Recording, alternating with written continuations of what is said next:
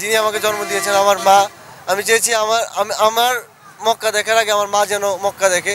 সেজন্য আমি প্ল্যানিং করি আমি মক্কা প্রবেশ করার 2 দিন আগে আমার মাকে নিয়ে আসবো। তখন আমি মাকে তাইফে নিয়ে আসি এবং একসাথে আমি হেঁটে যাই মক্কাতে এবং মা গাড়িতে যায়। তখন মাকে আগে মক্কা দেখি, পরবর্তীতে আমি মক্কা দেখি।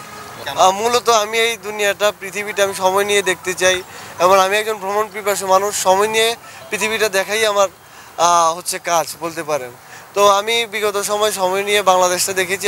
যখন আমি সময় নিয়ে বাংলাদেশটা দেখছিলাম তখন আমার মনে হলো যে আমি যেহেতু পৃথিবীটা ভ্রমণ করব, আমি যেহেতু একজন মুসলিম, আমার প্রথম সফরটা আমি মক্কাতে যাব এবং আমি নিজেকে পরিবর্তন করব। একসময় আমি যখন পুরো পৃথিবীটাকে ভ্রমণ করব তখন যাতে আমি একজন মুসলিম হয়ে পুরো পৃথিবীতে দাওয়াত দিতে পারি, সেই জন্যই আসলে আমার প্রথম সফর মক্কা। আজকে আমি মক্কা থেকে আসি। মক্কাতে প্রায় আমি বলতে গেলে সৌদি আরবে আসি প্রায় 5 মাস আমি ছিলাম সৌদি আরবেই, 4 মাস 5 মাস। তো এর মধ্যে এই মক্কা যে আমি ছেড়ে আসলাম এটা আসলে খুবই কষ্টজনক, আমার অনেক খারাপ লাগছে এবং 1 বছর যাবত আমি আমার মাতৃভূমি থেকে দূরে। তো সেই দিক থেকে আমি মাতৃভূমিতে ফিরে আসছি, এটা একটা আনন্দের বিষয়। আমি খুবই আনন্দিত আমি আমার দেশে ফিরে আসতে পারছি। দেশ থেকে আসলে এত চিন্তা, আমি বাংলাদেশ নিয়েই আমার এত চিন্তা, সেই দেশেই আসলে আমি ফিরে আসছি। এই অনুভূতি আসলে বোঝানোর মতো সম্ভব না।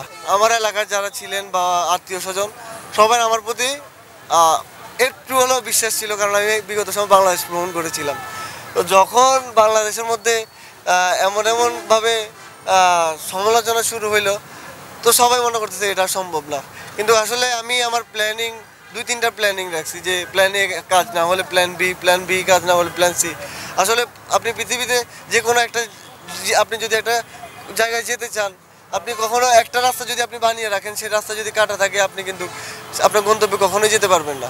অবশ্যই আপনাকে 2-3টা রাস্তা বানিয়ে রাখতে হবে, তখনই আপনার গন্তব্যস্থানে যেতে পারবেন। সবচেয়ে বড় যেই কথা, আমার সবসময় আল্লাহর প্রতি বিশ্বাস ছিল।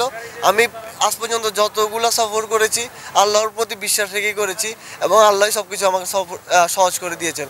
আমি এমনও সময় গেছে আমার কাছে কিছু নেই, যদি আমার পকেটে টাকা আছে ধরেন, কিন্তু আশেপাশে 300 কিলোমিটার ভিতরে কোনো একটা খাবার নেই, কিছু নেই।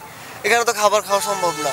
রিজিকের মালিক একমাত্র মহান আল্লাহ, এই কারণেই সেখানে আমার রিজিকের ব্যবস্থা হয়েছে। এরকম কোনো একদিন আজ পর্যন্ত আমার দিন যায়নি যেখানে আমি একবেলা না খেয়েছিলাম। কোনো না কোনোভাবে আমার রিজিক ব্যবস্থা হয়েছে এবং আমি সবচেয়ে বেশি ধন্যবাদ দিব প্রবাসী ভাইদের, যারা ছিল পথ বলতে গেলে ছিল 7,000। আমি পাকিস্তানে 500 কিলোমিটার পথ আরও বেশি হাঁটি, টোটাল 7,500 কিলোমিটার